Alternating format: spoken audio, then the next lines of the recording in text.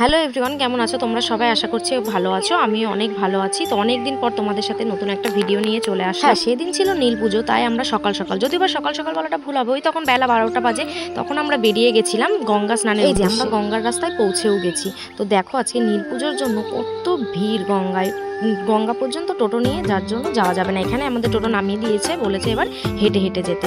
এই যে আমরা পৌঁছেও গেছি। গঙ্গায় প্রচুর ভিড়, আর বাস দিয়ে বেরি করে দিয়েছে যাতে পাশের ওই পাশে কেউ না যায়, কারণ গঙ্গায় প্রচুর জল। আর এখানে বসে আমি আর আমার মাসি ইয়ার্কি আড্ডা মারছিলাম, যেহেতু আমরা অনেকে মিলে গিয়েছিলাম, আমরা 3টে টোটো ভরে গিয়েছিলাম গঙ্গায়। তো আরও সবাই নিচে নেমেছিল, আর আমরা যাবো ভেজা কাপড়ে, তাই আমাদের কাছে প্রথমে সব কিছু রেখে, যেহেতু ফোন টোন সবার সব কিছু আমাদের কাছে ছিল, তারপরে আমরা নেমেছিলাম, আর ওরা উঠে আমাদের ব্যাগগুলো ধরেছিল।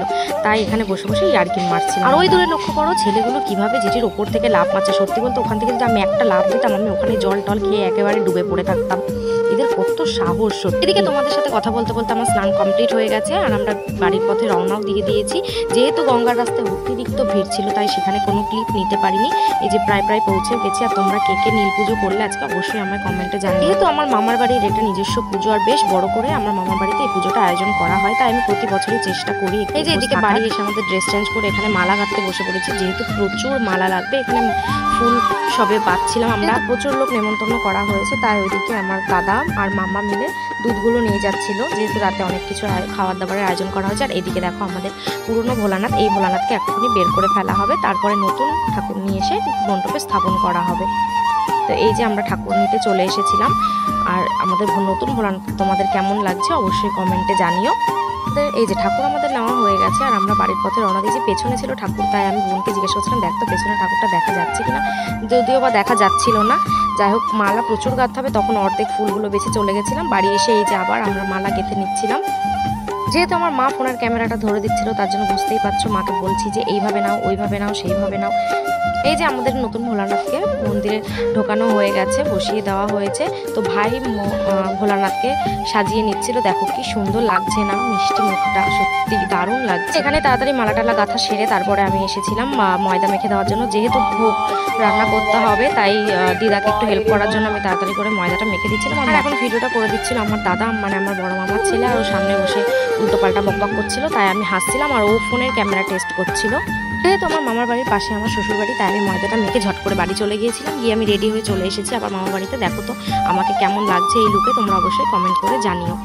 আমার বাড়িতে এসেই দেখি দাদু পুজো শুরু করে দিয়েছে। তো পুজোটা এবার তোমরা একটু দেখো।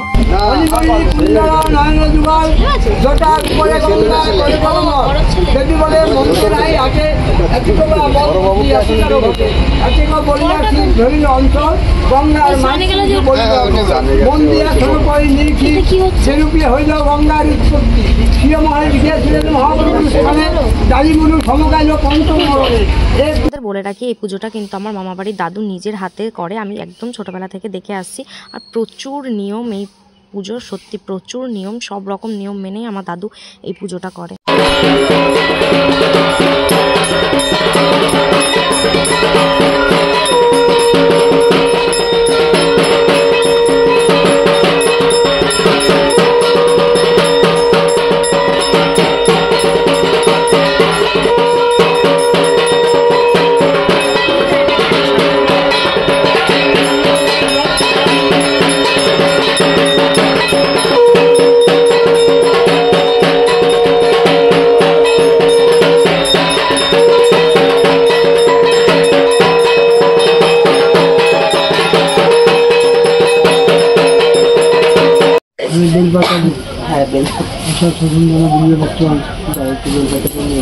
বেলপাতার প্যাকেটটা দাও, ওই হলুদ প্যাকেটটা।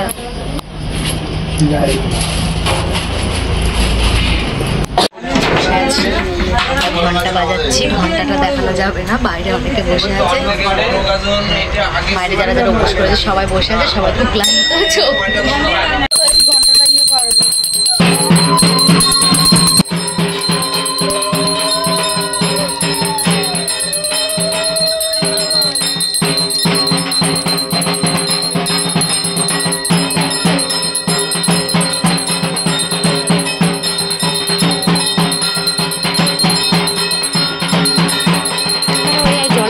আনতে তখন প্রায় ওই 3টে মতন বাজে।